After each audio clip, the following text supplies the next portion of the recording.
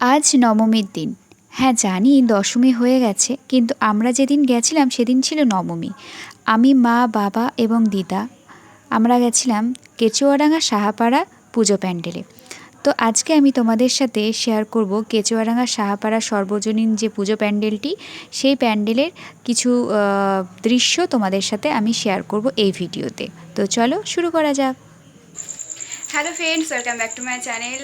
তো এখন আমরা যাচ্ছি, আমি, মা, দিদার নিচে নেমে গেছে আর বাবাও যাচ্ছে। আমরা চারজনে মিলে যাচ্ছি হচ্ছে ঠাকুর দেখতে, আর কেচুয়াডাঙ্গা সাহাপাড়া এগুলো দেখতে যাবো। আর করিমপুরটা দেখা যাক, অনেকটা ভিড়। তো চলো যেতে যেতে দেখবো ঠাকুর, সেগুলো তোমাদের সাথে শেয়ার করবো। তো চলো। আমরা সেদিন গেছিলাম কেচুয়াডাঙ্গা দিশারি এবং সাহাপাড়ার পুজো প্যান্ডেল এবং ঠাকুর দর্শন করতে।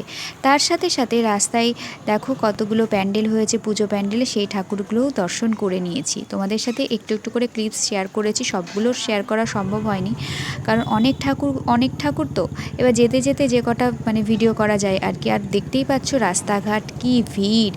আর নবমীর দিন তো বিরাট ভিড় ছিল, অসম্ভব ভিড়। আমরা যখন 10:30টার দিকে গেছি, 10:30 থেকে পুরো 1:20 পর্যন্ত ঠাকুর দেখেছি। এত ভিড়, তাও তো টিকিট কেটে ঢুকেছি। লাইন দাঁড়ালে বোধহয় সারা রাত্রি লেগেই যেত সময়। তো যাই হোক, দেখো আমরা কিন্তু প্রায় পৌঁছেই গেছি, আর এখানে বারবার আটকে যাচ্ছি আর কি। প্রচুর ভিড় ছিল, বললাম না, নবমীর দিন, শেষ রাত, যতই হোক। আর দেখো আর একটা প্যান্ডেল তোমাদের সাথে শেয়ার করলাম, যেটা আমার খুব ভালো লেগেছে। প্যান্ডেলের এটা লাইটিংগুলো খুব সুন্দর লাগছিল, তো সেটাই তোমাদেরকে একটু দেখিয়ে দিলাম আর কি।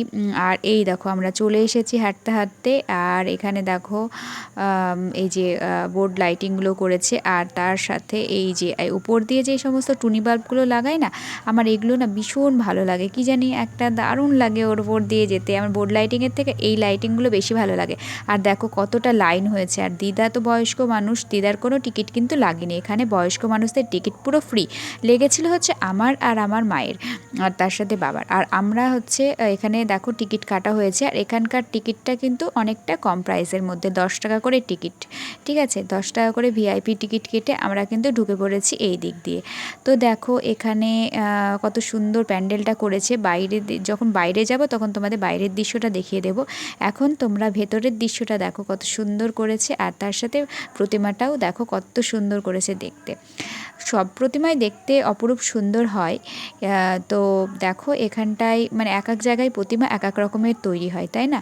তো আমার ভালো লেগেছে এখানকার প্রতিমা, প্যান্ডেল, সমস্ত কিছুটাই আমার ভালো লেগেছে। এটা হচ্ছে কেচুয়াডাঙ্গার সাহাপাড়া সর্বজনীন পুজো প্যান্ডেল। তো এখানে আমরা গেছিলাম, আর এখানে দেখতেই পাচ্ছ কতটা ভিড় রয়েছে আর কি।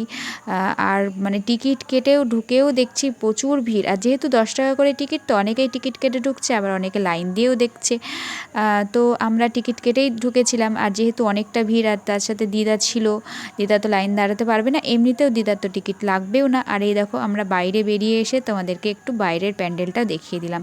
দেখো কত সুন্দর করেছে প্যান্ডেলটা, আর তার সাইড দিয়ে সব ছবি টবি তুলছিল। আমি ছবি তুলিনি, আমি জাস্ট ভিডিওটাই করেছি, কারণ আমার ফোনের ক্যামেরা অত্যন্ত খারাপ হয়ে গিয়েছে, এত খারাপ হয়ে গেছে কি বলবো।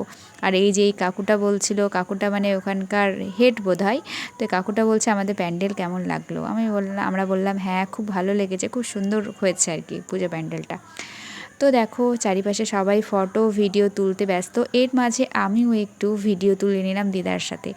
আর তার সাথে দেখো কত মানুষ এসেছে, একদম ভিড়। আর আমরা দাঁড়িয়েছিলাম একটা কুলারের সামনে, তো গরমও লাগছিল প্রচণ্ড, একটু হাওয়া খেয়ে নিচ্ছিলাম আর কি। আর তারপরে আমি একটু আমি ভাবলাম একটু সেলফি নেব। ওর বাবা অন্ধকার আসছে দেখছি ভিডিও। তো যাই হোক, তারপরে দেখো আমরা পুজো দেখে এদিকে বেরিয়ে আসলাম, ওই ঠাকুর দর্শন করা হয়ে গেল।